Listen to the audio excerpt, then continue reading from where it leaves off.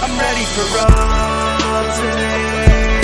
Through all the pain, all the way, all the way.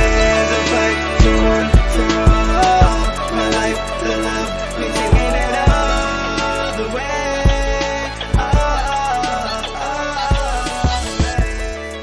First things first, I officially hate Lamar Jackson. He has screwed me one too many times. And to be specific, he has screwed me in the last 1, 2, 3, 4, 5, 6, 7 games. 7 weeks. 8 weeks if you count a bye week. 8 weeks if you count a bye. He has screwed me so many times. And the problem is what are you going to do? Are you going to bench him? You're not benching him. That's what I hate. It's like he's too good to bench. But if you subtract like 15, 20 points, Marcus Mariota is right below him. So, like, what do you do with Lamar Jackson? What do I do with him? I start him each week and just hate my life. Exactly. Yeah, that's what I've been doing. And this is me who has been heavily endorsing Lamar Jackson in the draft process. I mean, he's still averaging, I think, 70 yards rushing per game, which isn't bad technically. No. It's just the passing touchdowns. And just the touchdowns in general is lacking in that department. They didn't have Mandrews. I mean, Mandrews is back now. He doesn't have your best mate, Rashad Bateman. It's just, there's something weird going on. Something's rotten in the state of Baltimore. So I've once discussed this, and I kind of wanted to ignore the statistic of how bad a Greg Roman offense becomes the third year. Yep. I think there's multiple examples of that. I think Alex Smith, Colin Kaepernick, and then on the Bills, Tyrod Taylor, I think it was. And now Lamar Jackson here. There's a consistent theme where, for some odd reason, Greg Roman's a genius until it hits the third year. This might be the fourth year, if I want to be more specific. But for some odd reason, Greg Roman should shift teams every 2 years, and then he would be considered an offensive genius. But right now, Lamar Jackson, he's struggling, and it really sucks. Yeah, football's more fun when Lamar Jackson is doing good. No, football's fun when the people on my fantasy team are doing good. Let's get that one. Let's get it straight. Lamar Jackson's heavily on a lot of fantasy teams of mine, and 16 passing touchdowns with 7 interceptions, not cutting it whatsoever. Okay, that's end of rant of number 1. Rant number 2. Have you been playing Call of Duty, especially in the new Warzone? No. No. No. Go ahead. I haven't played Call of Duty in ages. Probably old Warzone. Oh, really? Yeah. Really? So, I mean, of course, in the new one, they added proximity chat. So, as long as people are around you, you're able to communicate to them. One, that's hilarious. Because you can just rant on people and just insult them while you're shooting them. And then, after you're about to eliminate a squad, there's one alive. And then you can just tell him on the mic, yeah, I'm coming for that ass, baby. I'm coming for that ass. But anyway, with all the Twitter debacle with Elon Musk and how poorly potentially he's running that organization, I decided to privately tweet at him. And I asked him, when are you going to add proximity chat to Teslas? Because I think that would be hilarious too. Well, you're just driving around and you're like, you're a fucking nerd as well. Yeah, that's that's kind of the whole point of it. Like, I want to insult people while I'm driving too. Shit talking does not just result or just not stay in the vicinity of fantasy football. It deserves to be brought into the gaming world, which of course it is. It's well and alive there. Trust me, I partake in that a lot. And now I wanted to take it into the real world, into the driving. And I think it's a shame that it's not in Teslas right now. I would for sure sell everything I have in order to get like 3 of them I could participate. Don't you work for like their direct competition? Potentially, but I mean, until Lucid adds proximity chat in their cars, and if Tesla does, I would call them a superior vehicle. Maybe you need to talk to the powers that be at Lucid and get them added. First, they need to keep their job. Well, on this episode of course, Sleeper Wire and 32-Bit, of course, hey, is your boy Natter alongside the #1 Australian analyst. Sheahan, how you doing over there? I'm good, man. I'm sure you all missed us. I was in Australia for 3 weeks. doing family stuff. I went to a wedding. It was all very, very cool. And now I'm back in cold old London. Yeah, and I had the potential opportunity to maybe ask who's say, hey, do you have another person to put on the show for the meantime? But I was like, nah, if Sheahan's not on there, I'm not asking. I think I'm a loyal person. Terrible. Sometimes. I was going to say it was terrible at like working out time differences. But yeah, just terrible. Oh, okay, that's fair.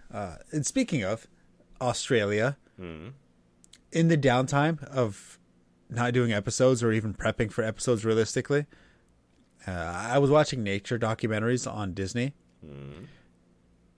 And every single episode, you know, the beginning of the episode, you know, it turns on and the narrator with the semi-deep voice, he goes, in the wilds of Australia, we have, and then all of a sudden it's like a boa constrictor or a prairie dog, or gazelle lions and all that.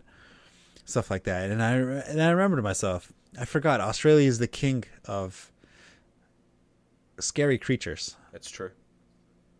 Did you encounter anything? Just the women, am I right?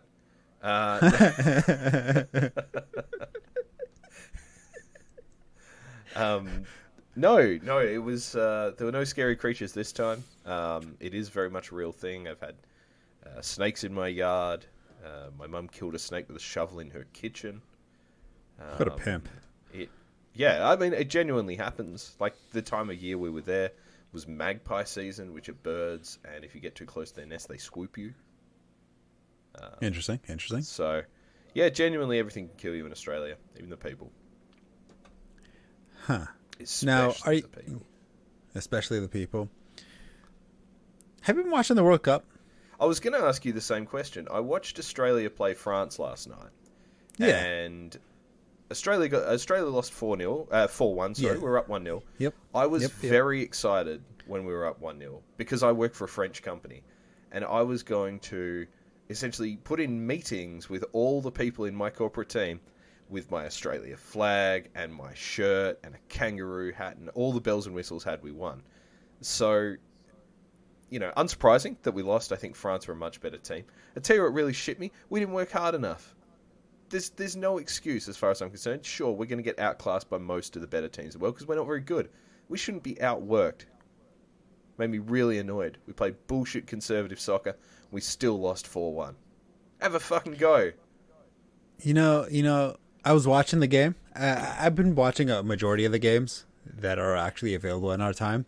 And every single time, I'll watch it. Nothing happens when I'm watching. You know, it'd be good chances here and there, some good soccer going on. The second I turn away to do something, a goal gets scored. Yep. It's a curse. I can never actually see the goal happen in real time. Well, there were none in USA drew 0-0 with Wales.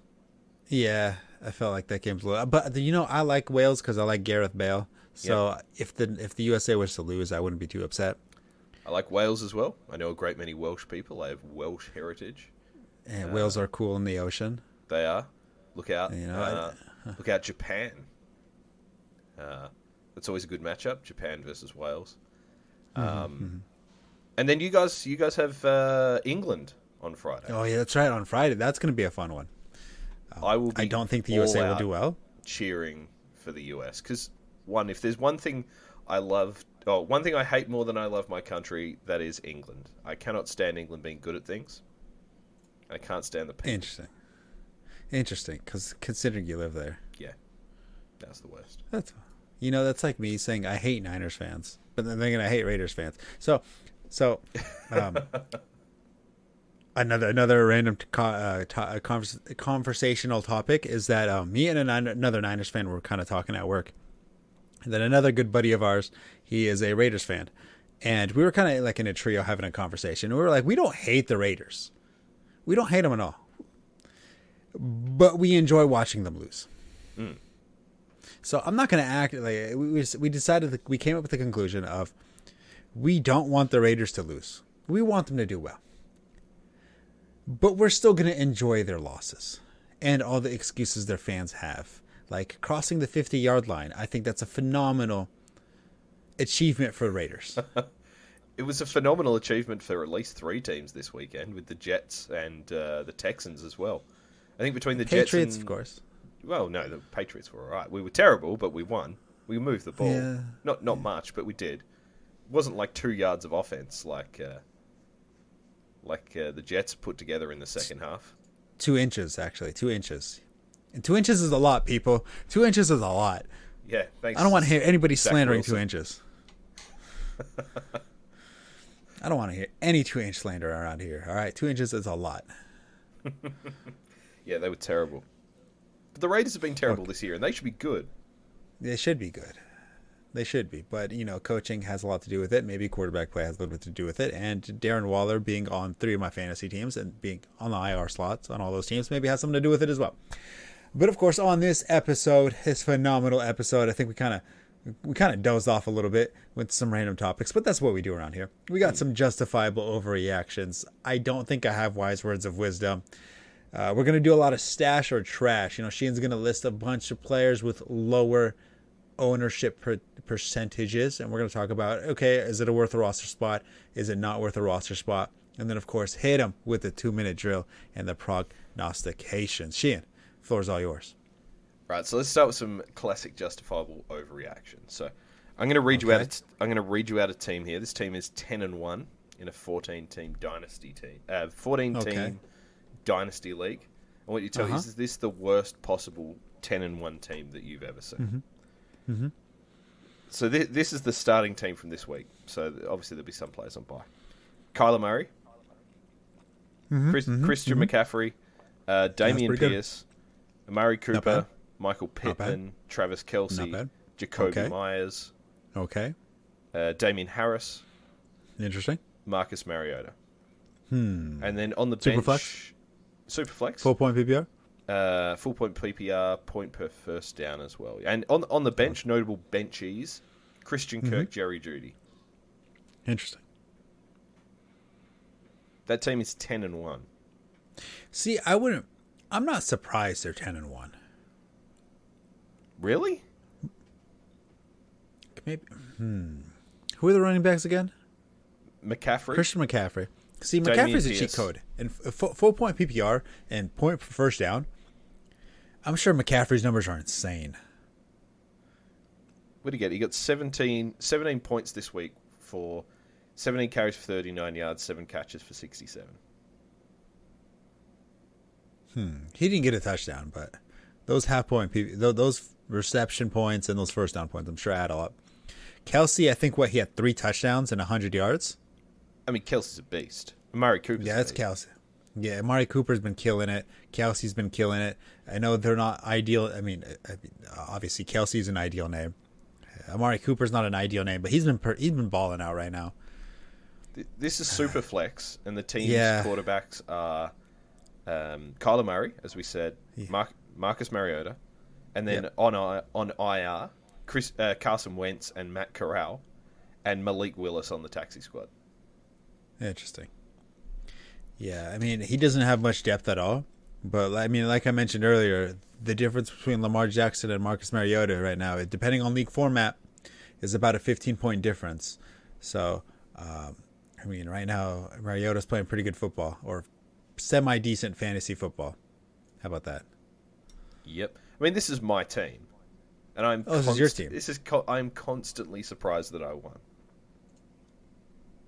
I'm 10-1. The only game I've lost is to our old producer Nick. Nick. I'm not surprised that you're winning. I might be a little surprised you're winning this much. Because I would say I've got better teams that have worse records.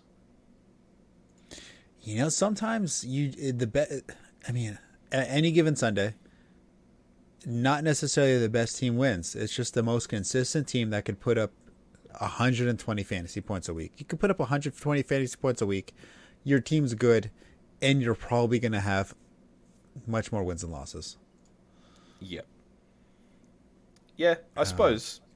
I guess because Kyler hasn't been playing well. Marcus Mariota's not, he's not exciting people. Anyway, I'm glad maybe I overreacted thinking this is terrible and I'm not going to win every week. So on a random note, right before, this is something I think I talked to you in the group chat, and I sent one of the messages out there. I made a dynasty trade. I wanted you to rate it real fast. It is a full point PPR league. I traded away Singletary and Ramondre Stevenson for CD Lamb. It's always difficult, isn't it? But as we say, when you trade away 2 and get 1, that's always a good result. And Stevenson's a good player, Singletary's a good player, but then neither of them are world beaters. They're not going to win you a week, most likely. Right. Well, right now they've both been playing very good, and usually they're lately. I think they have been projection beaters. So I'd have to double check, but I think Devin Singletary has been a person that has been consistently beating his projection. Yep. Actually, I shouldn't say that.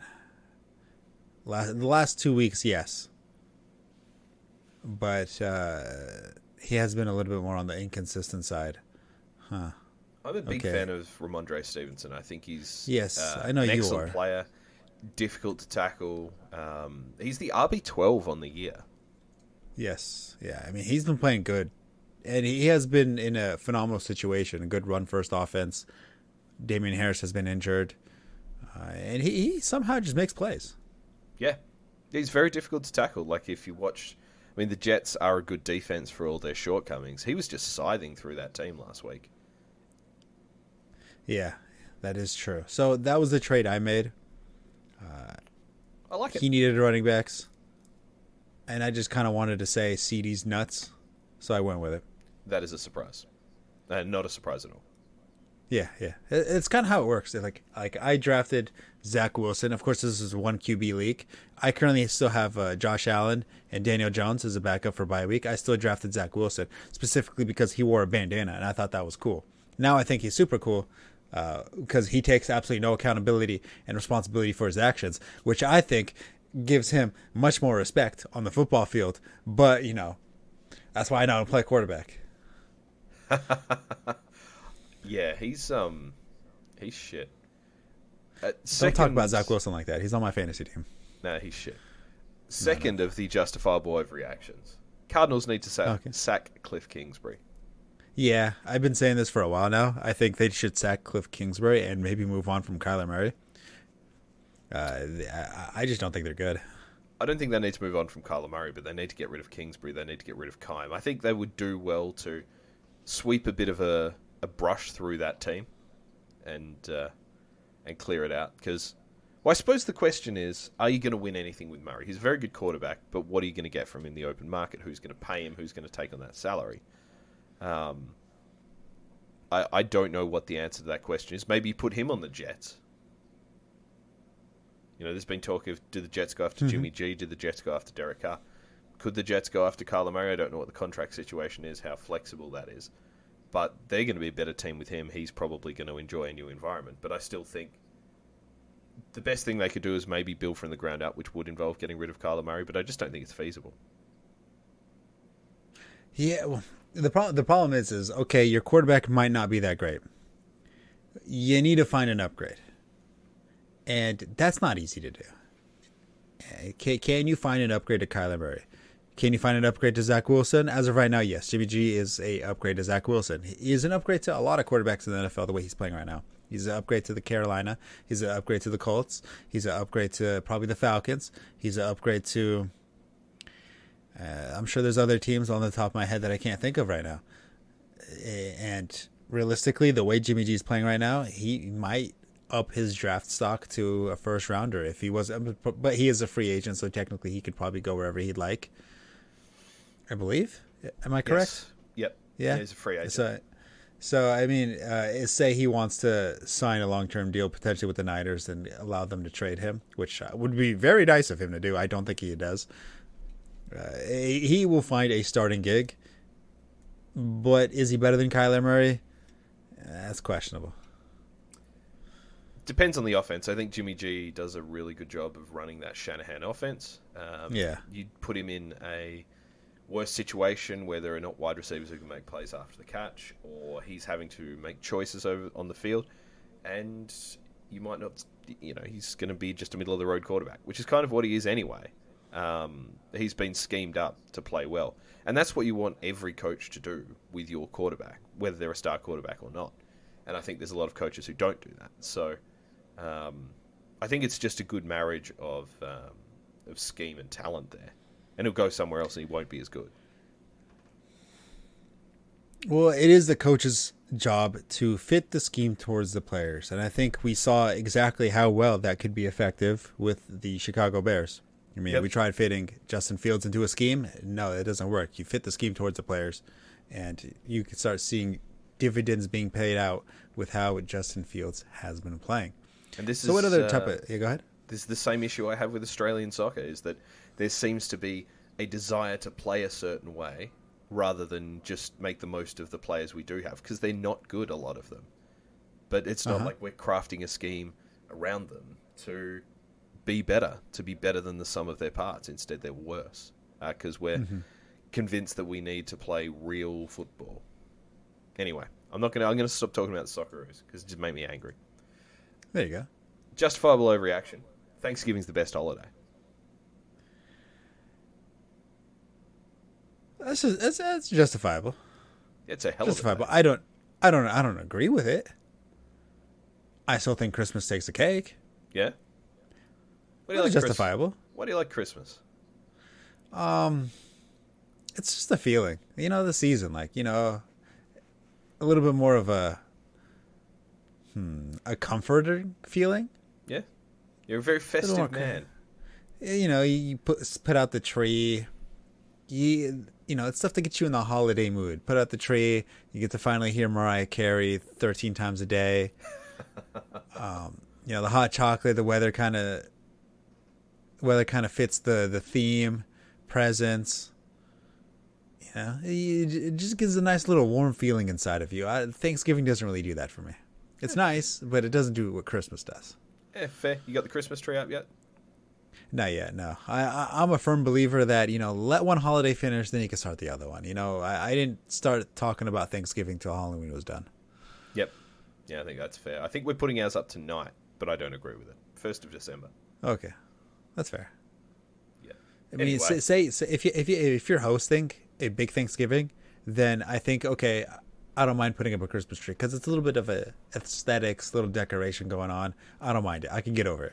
But if you're not hosting anybody, just wait till December. I think the window Thanksgiving to December to Christmas is like that sort of mid-20s to mid-30s girl who celebrates her birthday all month, which is just painful for everyone. But for Thanksgiving and Christmas, that's a good period. That's like you're out drinking, you're partying, you're celebrating. As you say, there's like a good feeling in the air. Yeah.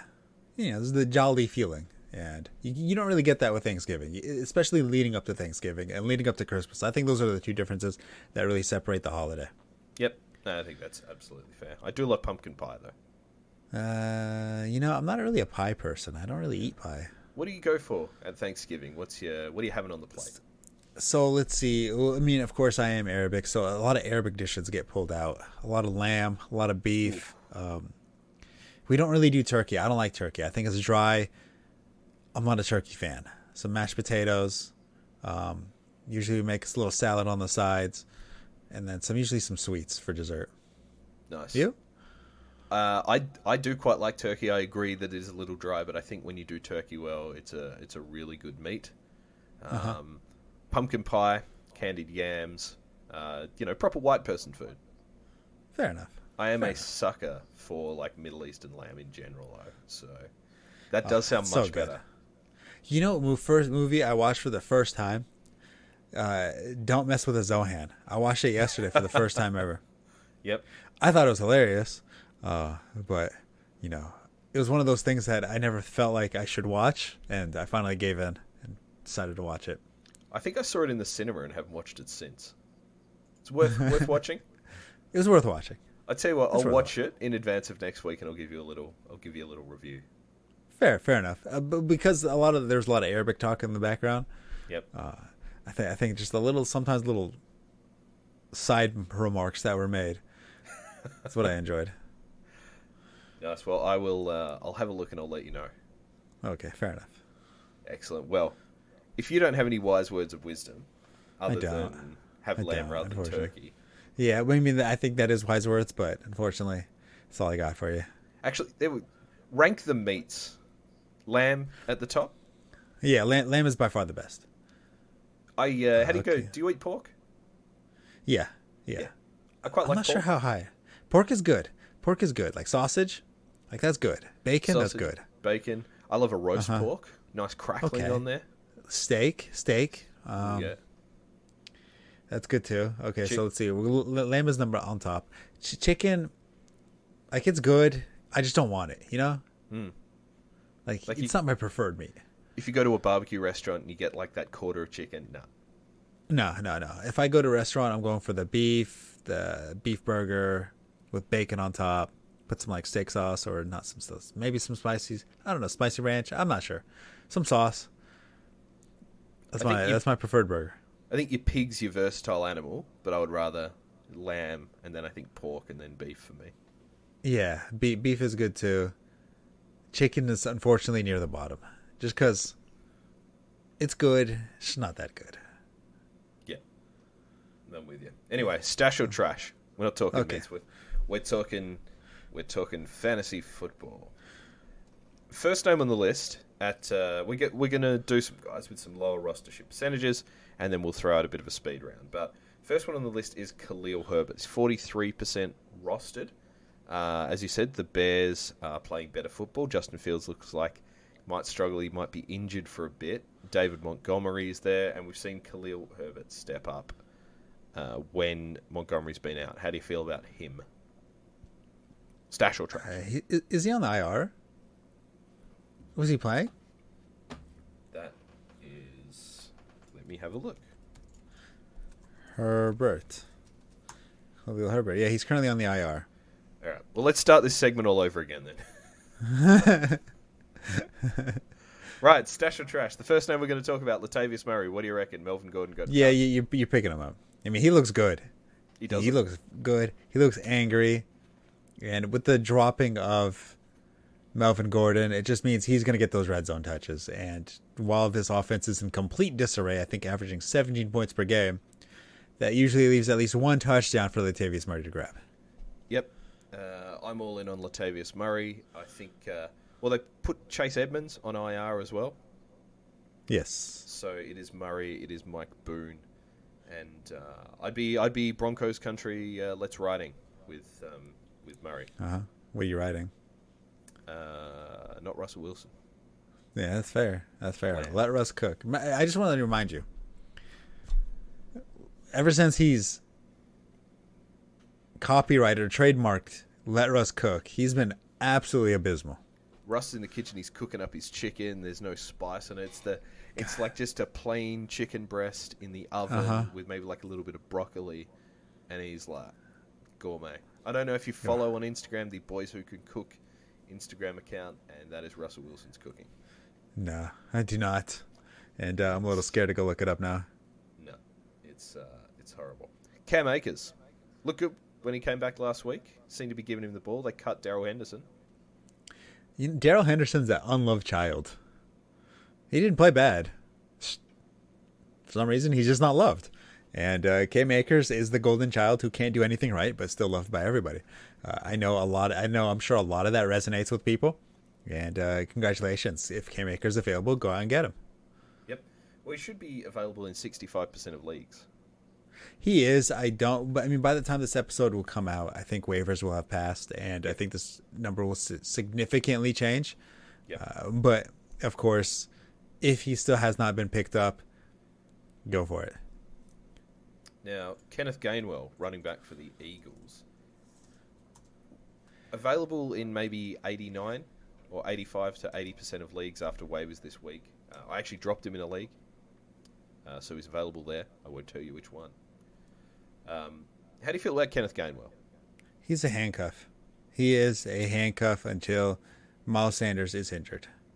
And even then, there's still Boston Scott that you got to worry about.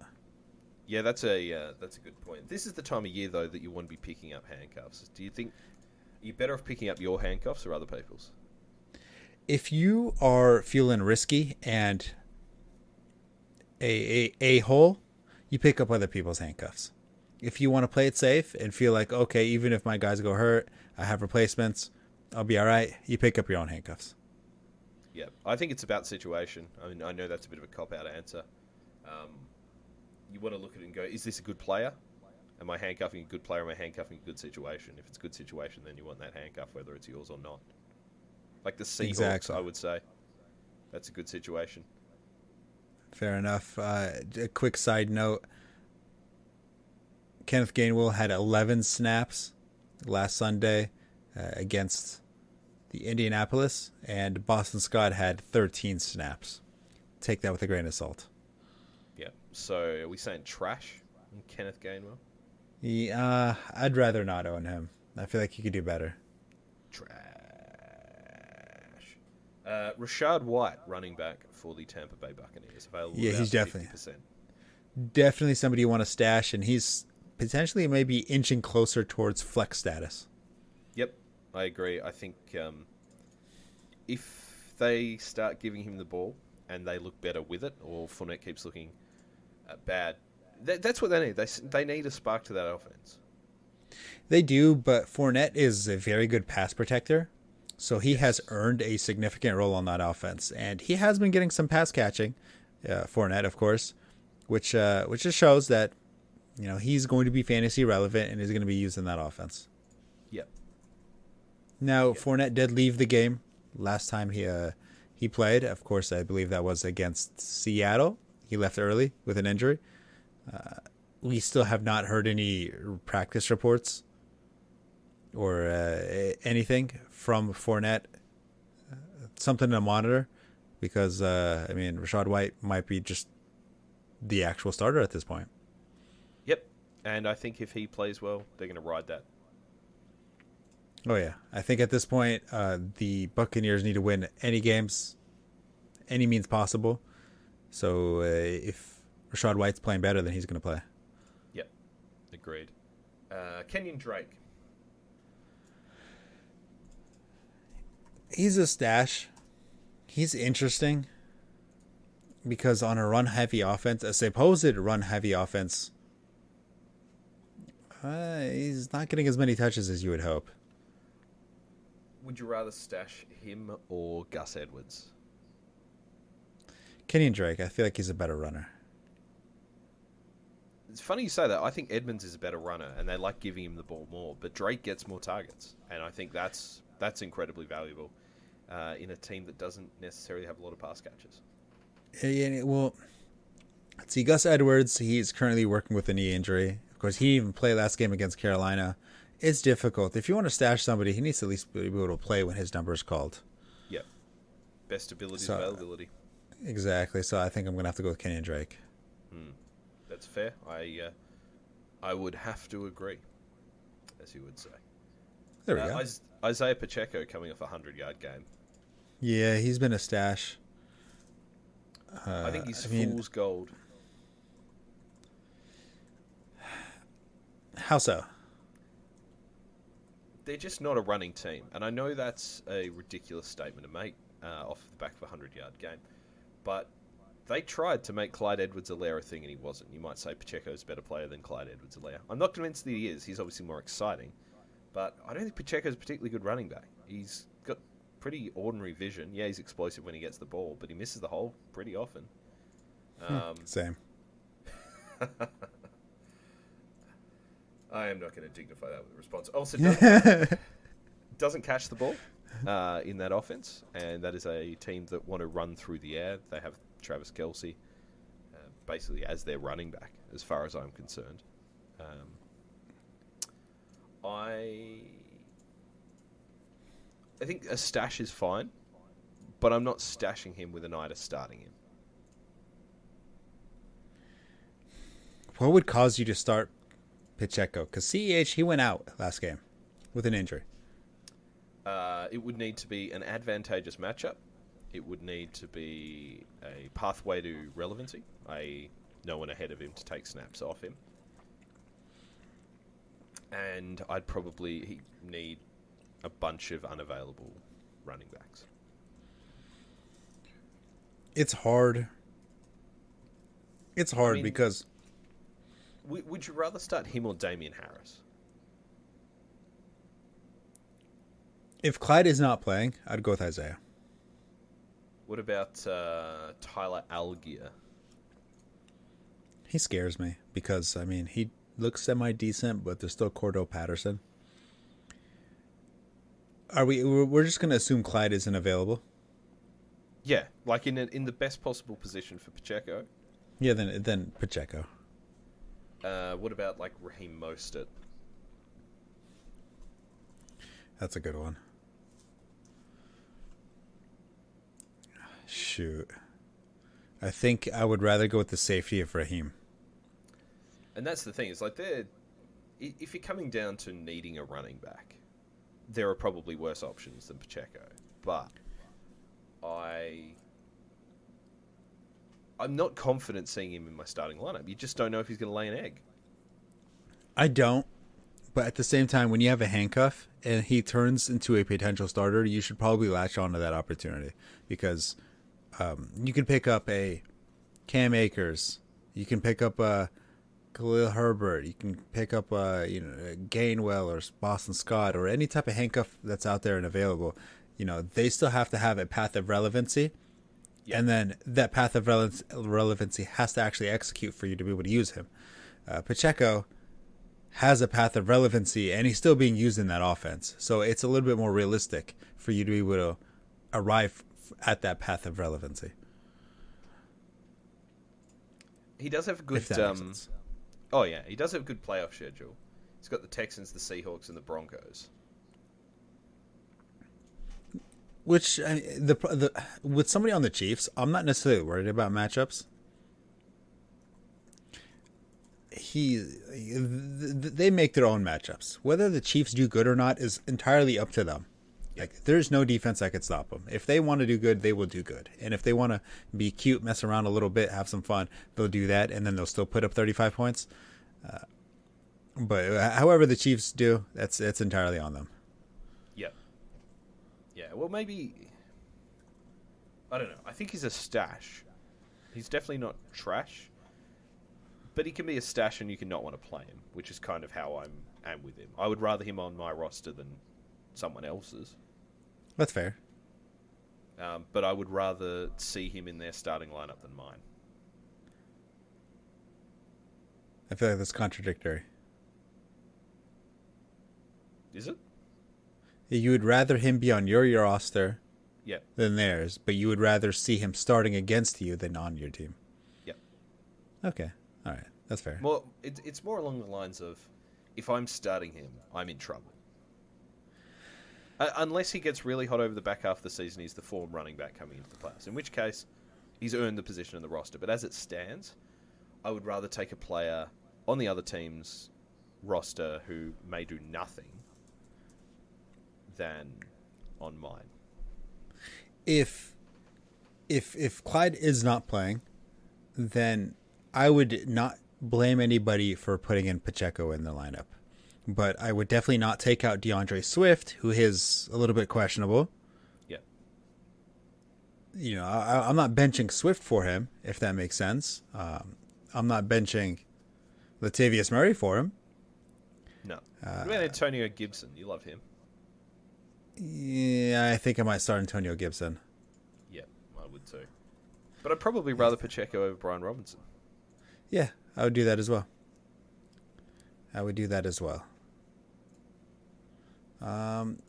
He has a legitimate path of relevancy, and he's kind of almost hit that, which is why I think he is a complete stash, and then of course inching towards flex material, kind of like Rachaad White in a way. Yeah, I honestly think he's just a guy. Yeah, I don't think he's that good, but when you're on the Chiefs, and I know everybody wants to have a piece of that Chiefs offense. And when you become the starting running back for that Chiefs offense, then it is very difficult to deny that he probably should almost find a way to be on your starting roster spot. Yeah, I think that's reasonable. You want pieces that are. He's a weird bloke, isn't he? He's in a weird position. he's a weird guy in a weird situation, and that weird situation on the Chiefs offense where you want to have a piece of that offense and you have a potential starting piece on that offense, but it's still an uncomfortable start piece on that offense. And if he's in consideration on your starting lineup, then you're probably dealing with a couple of injuries in your starting lineup to the point where, okay, you feel like you don't really have an option to put in unless putting him in. Would you rather start him or Cam Akers in a pinch?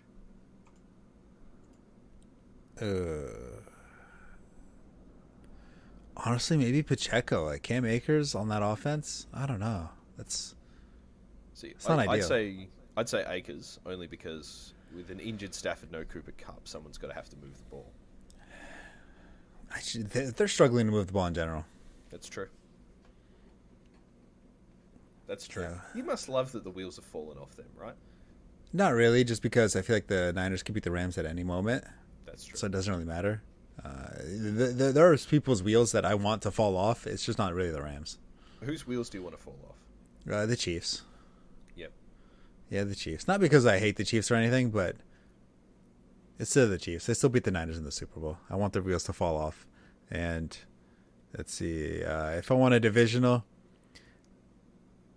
I think it would be the Cardinals, but I think their wheels are falling off. Yep. Oh, big time. Yeah. Let's go back quickly to a justifiable overreaction, because I don't think it's justifiable, and I do think it was an overreaction. Okay. Moving that game out of Buffalo, how good would it have been to have like a proper snow game? See, I'm on the boat that I think every NFL field should be a dome. No. I think every NFL football field should be a dome. I don't want, especially in a fantasy football perspective, I don't want weather to interfere with my fantasy points. I think as a fantasy football fan, that's a fair take to have. You want the best conditions possible. I love a wet game. I love a snow game. I love like when weird shit happens, and I think it makes the game more interesting. Because otherwise everything's the same. You may as well just go and play Madden. Everything is the same. I mean, no, sorry, I shouldn't say that. Everything, it's different and it's cool for about 5 minutes, and then it gets old fast to me, at least. Yeah, I don't know. I would rather watch that than like the perfect conditions in the Patriots Jets game, and that was a terrible game. But that's just the Patriots and the Jets. Yeah, but wouldn't it have been more fun if it was a terrible game in the snow? Well, then you can make excuses for why it was so bad. I mean, the wind was pretty bad in that game. I don't think it was that bad. I mean, I think Mac Jones played better in that one game last year against the Bills, where I think he threw 4 passes. Yep. I think he still found a way to play better that game. Yeah, I suppose. Anyway, let's go back to Stash or Trash. Let's talk wide receivers. Okay. Let's hear him. So where do we come down to on Pacheco? He's Stash. Yeah, he's Stash, yeah. Stash. Robert Woods. Interesting fellow. He's an interesting fellow. He is an interesting fellow. I mean, the last game he had 7 targets, 6 catches, nice 69 yards against the Packers. I'm not really sure what to do with him, because even without Isaiah, because if you're stashing Robert Woods, it means that there is somebody in front of him, and if that person's gone, then he elevates to stardom. But that scenario happened because Treylon Burks was gone for however many games while he was on the IR, and Robert Woods hasn't done anything while he was on the IR. I'm moving on from him. Yeah, I think he's trash. Well, I think he's trash. In the sense that he's not Stash. However, if you can get a consistent baseline of points from him, then that's valuable. When you're saying, well, you don't want someone to shit the bed. However, it gets to playoff time, you really want someone who can drop those big points, and you go, well, it's a single game elimination. I need to score big. I'd rather go out playing attacking rather than conservative Socceroos. I would rather, in that offense, Treylon Burks, who's rostered in basically half as many leagues as Robert Woods. as the pass catcher in a immensely run first offense, it's difficult. You'll have one opportunity at a pass catcher, and I would go with Treylon Burks, who is owned, like you mentioned, 21% of Yahoo leagues. I mean, Burks is... how's my maths? 70 fewer yards than Woods on 10 fewer catches. And 5 fewer games. Yep. And also capable of taking any ball to the house, which I guess Woods is to a degree as well, but Burks is like, AJ Brown, Deebo Samuel type, at least in theory. So I would rather Burks over Woods, particularly in the playoffs. Give me a guy who might give me 2 and 100 rather than 6 for 60. Yeah, I'm going to have to fully agree with you right there. Julio Jones rostered in 20% of leagues. One of the best wide receivers of the past decade. Paired with the greatest quarterback ever to play. It would take an injury. So, I mean, in theory, yes, he is a stash. He is a stash. If Evans or Godwin were to get hurt, he would immediately get elevated to flex wide receiver 3 status. He has a decent schedule. Unfortunately, he does go against the Niners, the Saints, Cincinnati. Championship game would be against Arizona. Carolina? That's week 17. Yep. And week 18 is how long the season runs now. Yeah, but isn't it still week 16 championship, or did that game move to 17? A lot of ours are... a lot of mine are 15, 16, 17 playoffs. Interesting. Well, of course, that would have to depend on the league. Except but those are good Fishbowl, matchups. which starts this week. Interesting. That's really early. It is. I finished 214th out of like 3,000. Not bad. I was pretty happy. I won my league. There you go. All right. So, yes, Julio's a stash. I think Julio's a stash. He's not had more than 5 targets in a game, which is concerning. But I can see the Bucs getting downhill with this schedule. They have a little bit of a tough schedule in the intermediate part. Cleveland, New Orleans, San Francisco. That could be a little bit tough. Yeah, is Cleveland with Watson. Yeah, interesting. We'll see how that goes. We will indeed. He's had his bye though, so that's always a good thing to look at this time of year. There you go. You don't want to be stashing people who have their bye coming up, because what's the point of stashing them? Yeah, at that point, I mean, I think a majority of players already have gone through their bye. I think this might be the last bye week that people may have. No, I think week 14. I think there's. I know the Saints have a bye week 14. Ooh, that's nasty. It is, because I've been rolling out Juwan Johnson and Taysom Hill as my tight ends in a lot of leagues. Yikes. No, I'd still do it. Yeah. Who's a stash? Elijah Moore. No, trash. Unfortunately, trash. There's right now, you do not want a piece of that Jets offense. I'm gonna play the devil's advocate here, because I think he's stash. I think he's got a proper ceiling, unlike a lot of the other players who are available. I think their Jets, even if it's just, if the Jets move on from Zach Wilson this week, which I think they might, and they start Joe Flacco or Mike White, I think it'll be Flacco, because they are in the frame for the playoffs. They need to win, I would say. I think Elijah Moore has value in that situation.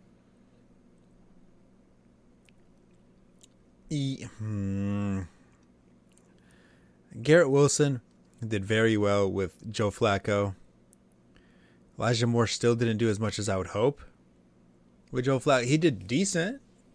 Was he put carrying an injury early in the season? I don't think so. I don't remember, but I want to say no.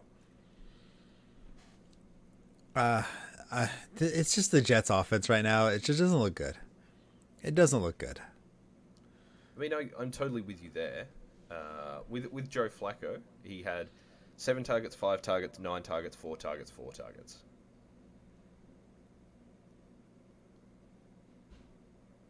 Well, I'm not happy with it. Yeah, I'd rather have Julio Jones. I'd rather have Julio Jones as well. I think Elijah Moore is a stash. I wouldn't be... I would rather him than Robert Woods.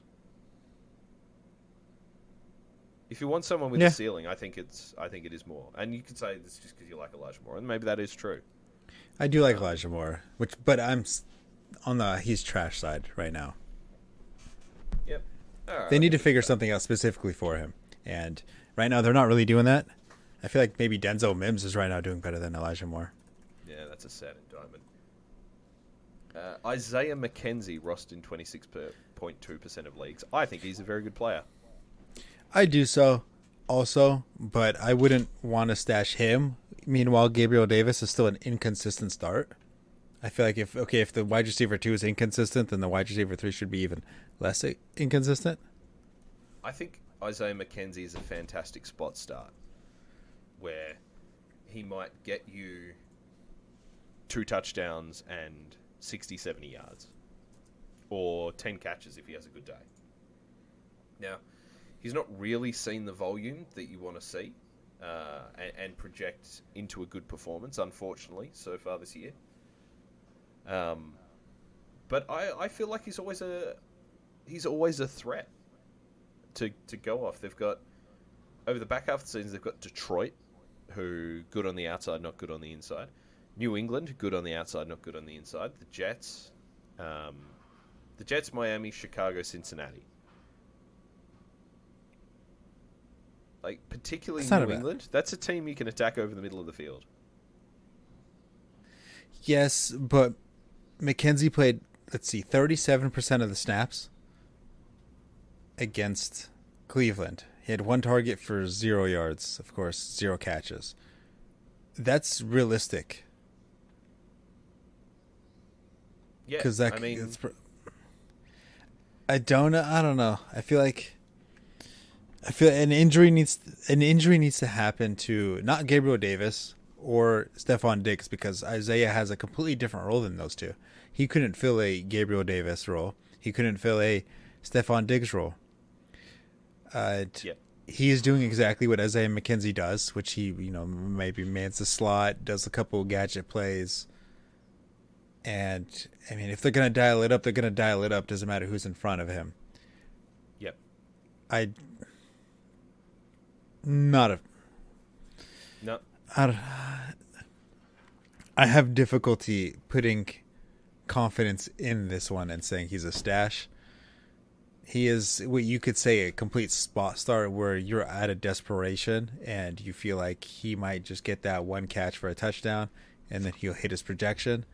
But I would rather not stash Isaiah McKenzie. I am going to say that he's a stash. I think there are enough games left in the season for him to be relevant. As you say, he's a good spot start. Hopefully gets a touchdown. That is a good offense you want pieces of. He's a pass catcher in that offense. It's not unreasonable to see, as good as he is, Stephon Diggs getting shut down, or Gabe Davis getting shut down, and the Bills, struggling to move the ball. Whatever it is, I think McKenzie's worth rostering in more leagues than he's currently rostered. That's fair. I can get behind that. Now, for the Bills, what a lot of teams are doing now, and I think we're going to start seeing a lot of teams do stuff like this, where they're just going to put their best corner on the wide receiver 2, and then double team, of course, the wide receiver 1, which is what a lot of teams have been doing with Gabriel Davis lately. The cornerback 1 will be on Gabriel Davis, and then they will just double team Stephon Diggs, which is why I think last week Stephon Diggs got overly frustrated. And he didn't see a catch until he scored that 1 touchdown near the before the game got out of hand. And that has been eating into completely Gabriel Davis's production, and I feel like that's good. We're going to see that type of strategy played on a lot of different teams and elite wide receivers run in the NFL. So if that is the theory, and I agree that happens a lot, it's what the Dolphins have been doing all year. That means Mackenzie's essentially getting the fourth best corner. In theory. Although slot corner's a bit, it's a different kettle of fish. Teams dropping off and trying to get, getting rid of the big play, letting the Bills beat them underneath. That's where Mackenzie comes into his own. Yes, but they've been doing that all year against the Bills. And he still hasn't been that productive, minus a game or two where he happened to score a touchdown. He has 3 receiving touchdowns, and it's pretty clear on the stat line, fantasy-wise, which ones he had the touchdowns in. And it's very clear which ones, obviously, he didn't do much in. If he doesn't get a touchdown, you're in for a complete disappointment. And because of that, I'm not going to sit there and recommend him. I mean, I started him on the weekend, got a big fat egg out of him. So, I've been burned. It came down to a choice between him and DPJ, and it went the wrong way. I think I'd rather go DPJ on that one. Yeah, I did not. Yeah, hindsight's 20/20. Exactly. Van Jefferson, 22.3% rostered. He should be rostered more with Cooper Kupp out probably for the season. He's an interesting one. He's interesting because you would think, I had fun last week in a week where I kind of felt like I knew I was going to win. I decided, okay, I'm either going to start Van Jefferson or the other white guy with an 11-letter last name with 0 vowels. So I'm not even going to try to pronounce it. Something like that, yeah. I decided to start Ben Skowronek because he was white, and Matthew Stafford likes white receivers. White receivers. Yeah. It didn't work out. He didn't do anything, I would say, but that was my logic. No. I would say stay away from Chitarius Tutu Atwell. I did some he has a name extensive Tutu scouting in his on name. him. Yeah, well, Toot is his nickname. Caught a big long bomb touchdown. He is fast. If he was not 5'6", he would be an elite NFL receiver, but he's nothing for fantasy. Mm-hmm.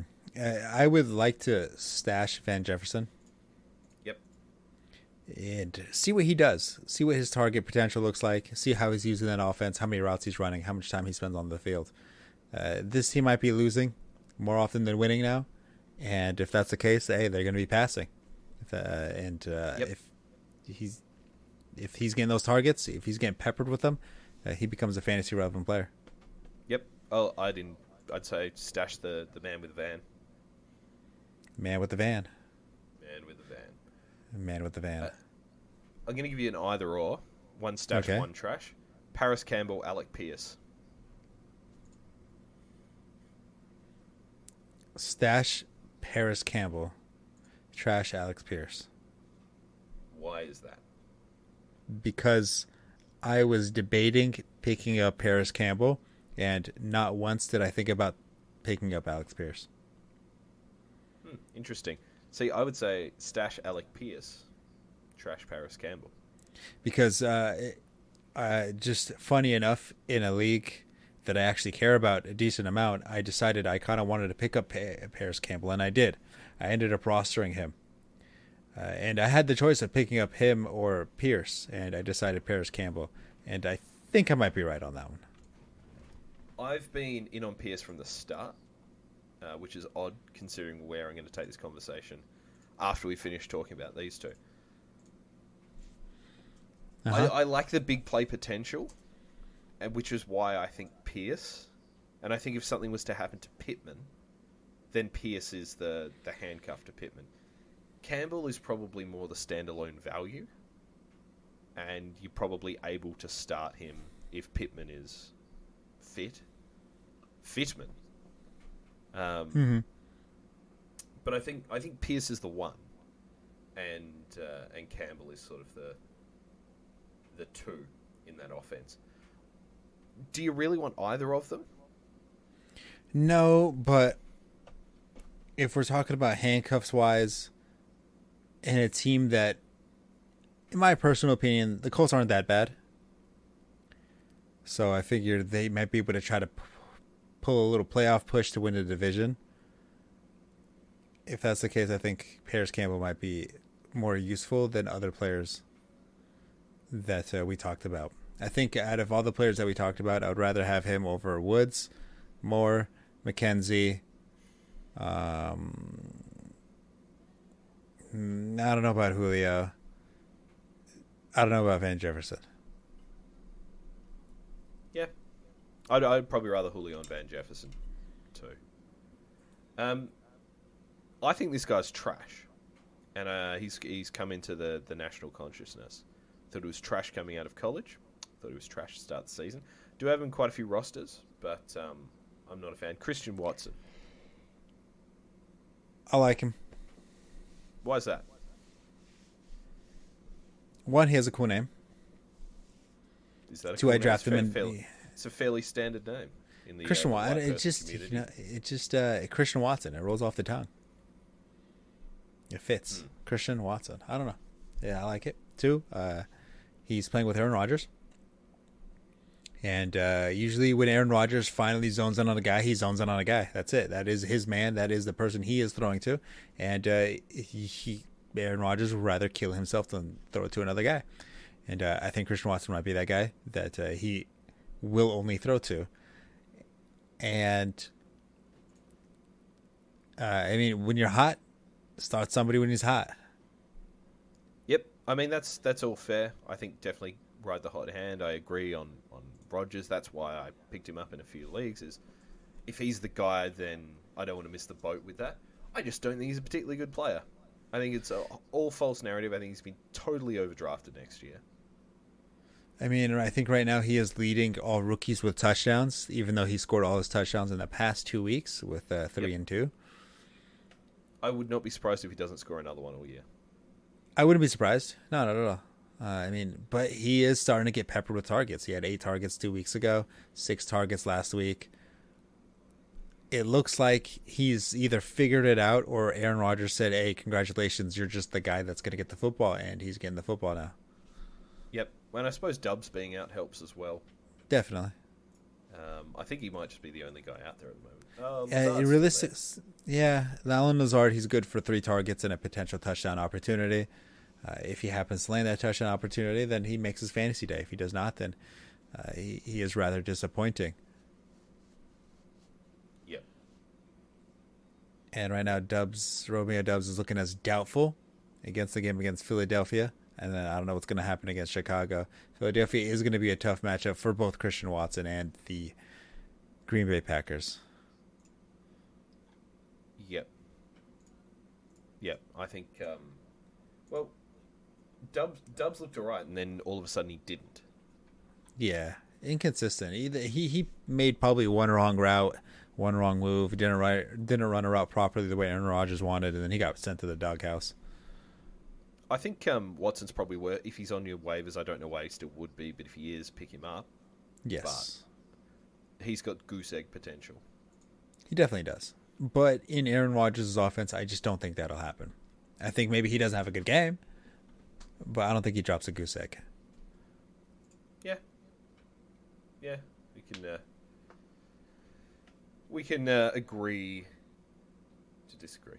Or maybe Fair agree enough. to agree. Or we can disagree to agree. Something. Anyone else you want to talk about? The top of my head. Let me give it one more gander. Joshua Palmer? I think he's just a guy. But if Mike Williams is out and Keenan Allen's under a cloud, then yeah. Probably. He's paired with Justin Herbert. Whatever. Yeah, I think Mike Williams re-aggravated that high ankle sprain. I think he's done for a decent amount of time, if not the year. I'm ready to close the door on Devin Duvernay. At DPJ with Watson coming back. Yeah, stash of that as well. Mac Hollins. I'm not ready to stash him. I mean, he might be worth a stash. Zay Jones, I'd rather not stash somebody on the Jaguars. Dortch, I'd like to see the injury reports on how everything goes on.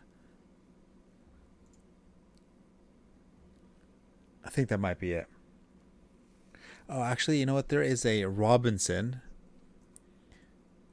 Wandale Robinson? Demarcus Robinson. Demarcus Robinson, right. I was going to say, 'cause he's out for the year. Now, Demarcus Robinson, he might be the new Devin Duvernay on Jacksonville, who somehow is being peppered with targets. 8, 4, 9. And now he's on the Ravens. Ah, right. He's always been okay, hasn't he? Yeah, he was good on the Chiefs in specific matchups or injury aside. Yeah, I think you could do worse than Robinson. Owned in 5% of Yahoo leagues. I feel like he could do worse, yeah. Because, I mean, the way Lamar Jackson needs to throw it to somebody, and he just doesn't have weapons. He doesn't have weapons other than Mark Andrews. And you can only throw it to Mark Andrews for so many times till the defense hopefully puts some logic in and says, hey, we're not going to let you throw it to Mark Andrews. I mean, it hasn't worked so far, but you would think, right? Yeah. I don't know. I wouldn't feel comfortable starting Robinson. Fair enough. I wouldn't either. Doesn't mean I wouldn't do it, but I wouldn't feel comfortable.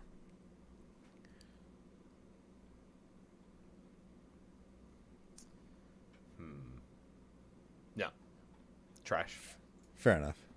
Trash. You want to roll into telling us who's going to... Well, what you're looking forward to this weekend? Well, let's see. We're probably going to skip over the Thanksgiving games just because it seems kind of odd talking about them. Meanwhile, by the time the episode gets out, it might not be a thing. So let me just hit start real fast on the stopwatch, and I'm going to just start discussing the Philadelphia Eagles against the Green Bay Packers because this game is going to determine how good the Packers are as a team. I'm not really worried about the Eagles side.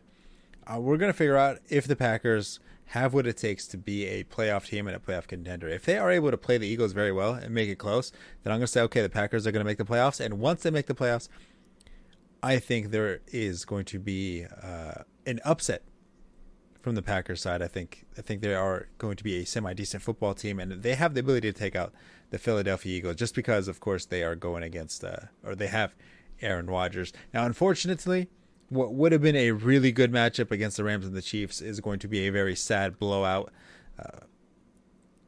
And then, of course, we got the Las Vegas Raiders going against Seattle. I think this is going to be an interesting game because this is going to be a high-scoring game, in my personal opinion. I think anybody on either one of those offenses are going to be starts, whether that's Josh Jacobs, Devontae Adams, Mac Hollins. Of course, all those players are already must-starts. Derek Carr, I think he's going to be a must-start. And then, of course, on the opposite side of the football from Geno, Walker, DK, Lockett, and all that good stuff, I think they are going to be all must-start candidates. But other than that, I think the Chargers and Cardinals will be another decent game, assuming Kyler Murray comes back in. That should be an interesting one with a lot of fantasy relevant players. I mean, James, you know what I noticed the other day is that James Conner is really big. He's a really big guy, and I didn't really notice that about him. I always thought he was kind of a tiny, shifty guy, but no, he turns out he kind of girthy. He ain't like Derrick Henry girthy, but he a little girthy. Other than that, I think Eckler is still going to be the best running back. I think he's going to be RB1, as I think you called earlier in the year. I think he's on pace for RB1 status. But other than that, Joshua Palmer is going to be the guy to start if Mike Williams does not play. Boom, that's my 2 minutes. Nice. Well, you took the game I was going to talk about, so that's fine. It really is a dearth of games this week, so let's have a look here.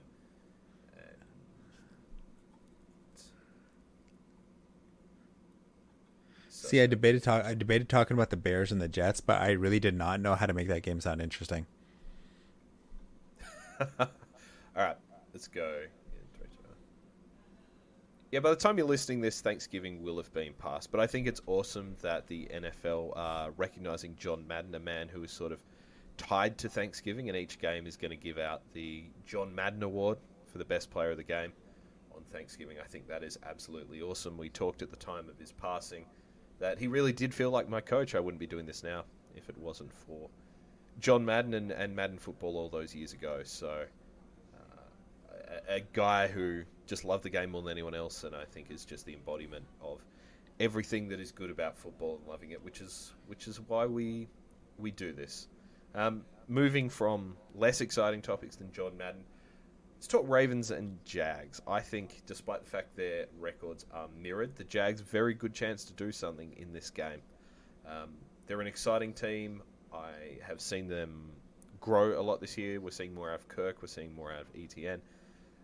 Trevor Lawrence, however, yet to have that true breakout game. I think it could come here against the much more fancied Ravens. As we've talked about, Lamar Jackson's been down. Their pass catches are a bit hit and miss. And I really like the potential for the Jags to go in front of their home team, in front of their home crowd, and really light up the Ravens here. Doug Peterson has never beaten them in his 2 attempts, so that would be exciting as well. The other game worth tuning in for all of about 15 seconds on Red Zone will be the Bears and Jets. We're not going to see Fields. I don't think we're going to see Wilson, the matchup probably everyone wanted to see. If the Jets start Joe Flacco, I think it is going to be one-way traffic all day. I'm not sure who the Bears are going to start. I haven't looked that closely, but the gulf in leadership between those two players, Fields and Wilson, has been evident all week. And I hope the Bears go in to MetLife and get it done, but I don't see it happening. It's my time.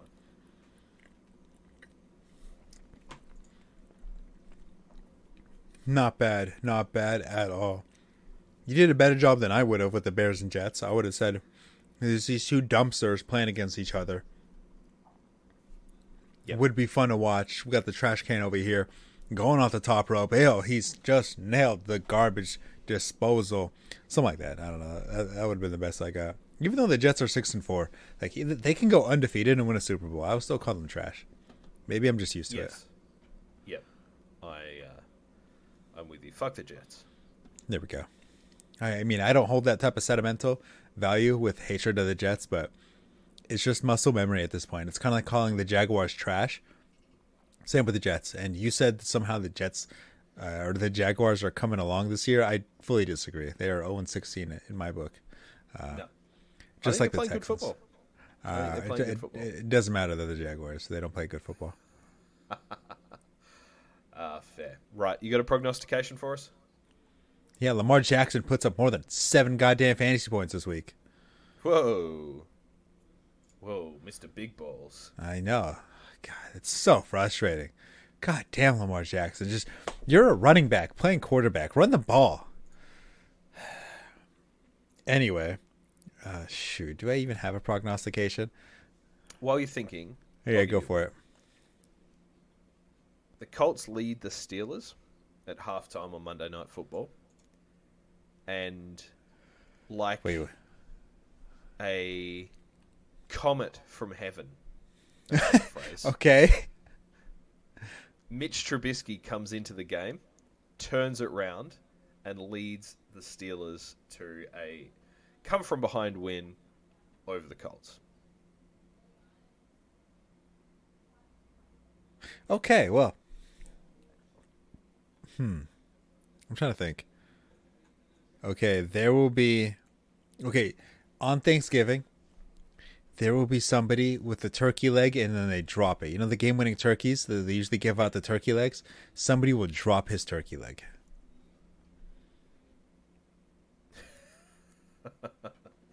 I'll give you another one. Okay. There will be more touchdowns scored on Thanksgiving than Sunday. Oh, okay, that's a good one. I like that one. The wrinkle in that one is going to be the Vikings-Patriots, but I think Dallas and New York will be a shootout. I think the Bills and the Lions will be a shootout.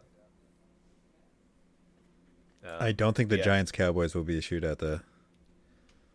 No? Maybe for the Cowboys. I don't think the Giants. I don't know. Daniel Jones, I really don't know what to think of Daniel Jones. Like, I like him as a person just because I think he looks funny. I don't know about a quarterback yet. He also really does not have that many wide receivers. Darius Slayton. Oh, he's another guy to stash. Speaking of Darius Slayton. Yes, with Wan'Dale Robinson out injured. Darius Slayton. What's his ownage percentage of owned looking like right now? In Yahoo Leagues, 51% owned. That's probably going to go up after waivers. 5 games in a row with 50+ yards. Take that. Yeah. Okay. Yeah, he is. He's definitely a pickup. I like him a lot. I own him in Dynasty, and I've kind of teetered on what to do with him. Now I feel like I need to keep him. Yeah, I think definitely keep him.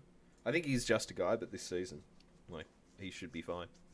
There we go. I mean, of course, after his rookie year, I feel like a lot of people expected a lot more, which he has not delivered. No, he's very hot and cold, isn't he? Yeah. In and you're out, you're up and you're down. It's wrong when it's right, and right when it's wrong. We fight, we make. Yeah, anyway. Banger. Thank you. All right, well, that's going to have to wrap up this episode. Of course, I am Nader alongside Sheahan. Sheahan, can you tell everybody where they can find you? Yep, you can find me on Uncle Elon's Big Blue Bird at Sheahan Solo. You can listen to me on the Screen Pass podcast, wherever you get your podcasts. And other than that, please leave me alone. Or not. I don't. Yeah, it's true. But you have other methods of contacting me. Sometimes. That is true. Right, and where can people find you? It doesn't really matter. I'd throw out my Twitter out here for you guys to see, but realistically, like, I don't even go on Twitter. You want me to like respond to you on it? But it's Top Tier Tactics with an underscore if you actually care. Yeah, and check out Yiggity Yeet on YouTube. Yeah, I was gonna make a Madden tip, but of course, we were gonna do an episode. I've been spending a lot of time on trying to beat man blitzing because man blitzing is a little bit difficult this year. Interesting. Anyway. All right. Well, that's going to have to wrap up this episode. But, of course, everybody, good luck.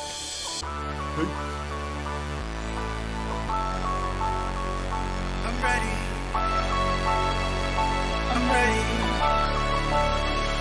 I'm ready for all today.